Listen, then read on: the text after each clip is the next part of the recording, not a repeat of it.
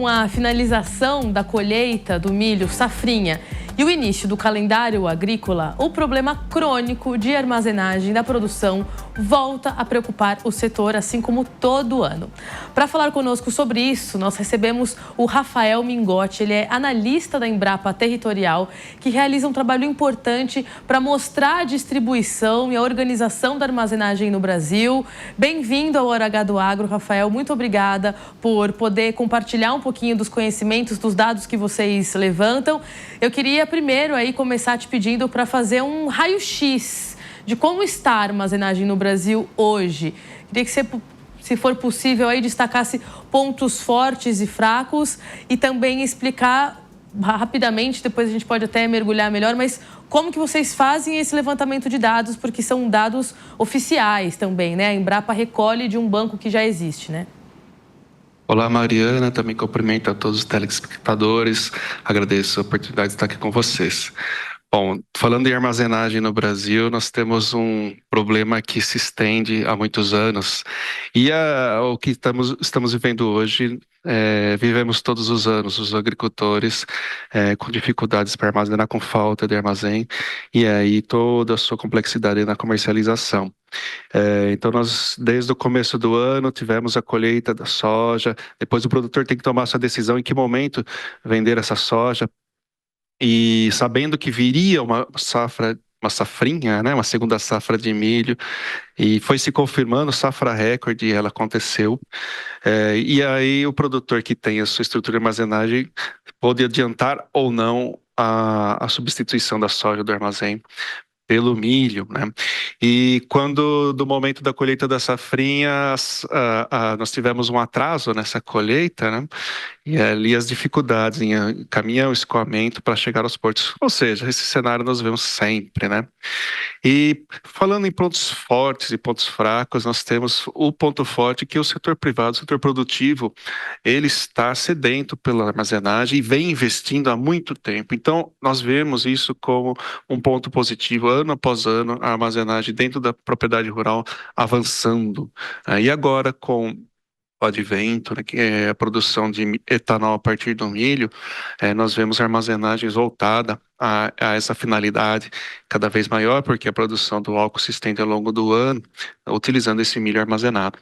E o ponto fraco, também não é novidade, mas é a dificuldade do governo fornecer aos agricultores o que eles precisam de meios para expandir a sua armazenagem, né? Ano após ano, os agricultores, os empresários, eles dizem ao governo o que precisam, sejam taxas, sejam fundos, sejam ali políticas, mas o governo tem dificuldade em atender, né? Então, isso resume um pouquinho dos pontos fortes e fracos. E nós aqui da Embrapa Territorial, por meio da plataforma macrologística agropecuária, nós buscamos trazer não só aos produtores, mas também aos tomadores de decisão, seja órgãos públicos, seja na iniciativa privada, dados relevantes sobre a produção, também a armazenagem, o beneficiamento, o escoamento, por onde isso acontece, para 10 produtos agropecuários, aqueles que mais exportam no Brasil. E fazemos isso com base em dados oficiais, como você mesma disse, Mariana, né? E ali temos uma dificuldade que é que os dados oficiais têm um atraso em relação à safra atual. Então, nós temos parceiros, como a Conab e outros, que nos fomentam de dados atualizados para nós levarmos ao governo e aos produtores rurais essa visão e também as demandas, né? Quais são as demandas logísticas e armazenamento do agro? Nós procuramos atuar nesse meio. Pois é, eu vou pegar desse ponto que você trouxe, porque quando a gente pensa em Embrapa, a gente pensa em pesquisa, né? E esses dados coletados, por exemplo, como você menciona, da Conab, vocês coletam esses dados e pesquisam os cenários a partir disso, né? Pesquisam essa relação, inclusive, do tamanho da produção com o tamanho da capacidade de armazenagem. E aí, essa que era a minha próxima pergunta, né? Vocês fazem o que com essa pesquisa? Então, esses dados, esse consenso que vocês chegam, eles são, por exemplo, um direcionador para políticas públicas? Eles passam a ser uma coleta de dados ali em que o produtor também pode se apoderar e ir pleitear, enfim, espaços em políticas públicas para armazenagem. Qual que é, né, a função para além dessa análise que vocês fazem?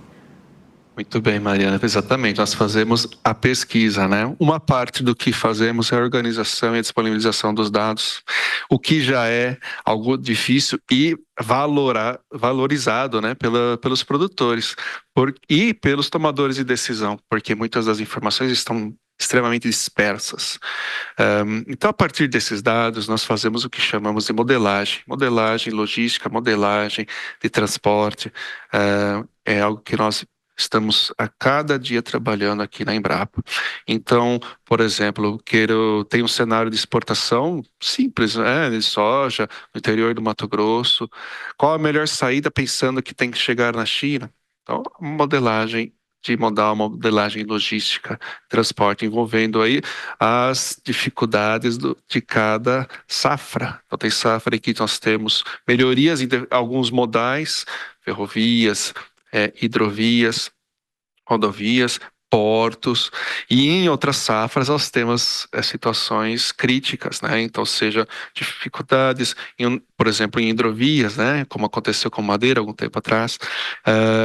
Nós temos também contratos novos, seja em terminais, seja em ferrovias.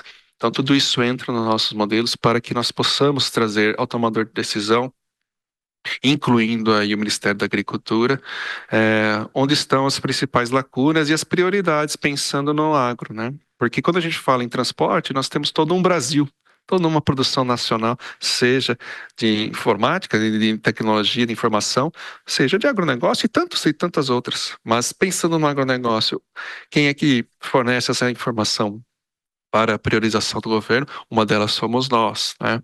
E todos esses dados estão organizados, como eu disse, e públicos. Todos os dados que produzimos estão disponibilizados no nosso portal. É importante a gente trazer essa informação, né? Exatamente porque às vezes é muito mais fácil você ir num local onde já está tudo concentrado, né? Onde as informações já estão concentradas, do que ficar pegando dados pulverizados. E aí eu imagino que esse trabalho aí de vocês também é isso, né? Consolidar dados para ser referência.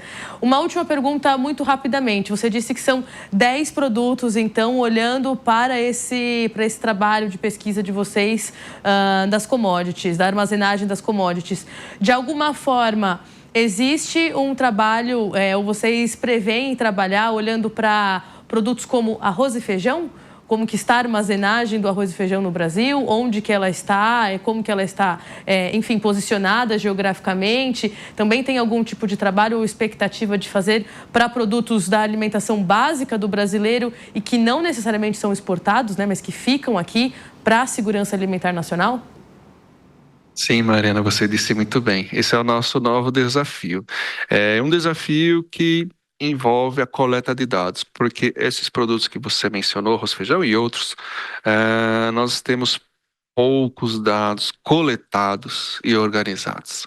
Por exemplo, o arroz feijão, ele é produzido onde? Isso nós sabemos, né? Nós temos aqui todo um trabalho de mapeamento, sensoramento remoto das culturas, e nós temos também as informações da Conab, mas para onde é consumido cada produto produzido? Então, o arroz do Rio Grande do Sul, onde ele é mais consumido? Então, essas informações de destino, né? A produção nós sabemos que é a origem, mas qual é o destino? E isso vale também para leite e outros produtos, tantos daí da alimentação do dia a dia. Está no nosso horizonte de novos trabalhos, novas pesquisas. Estamos buscando aí iniciar projetos nessa área, e envolverá isso que eu te disse, que é a coleta das informações que, para muitas dessas culturas básicas, essas informações não estão sequer coletadas, Mariana.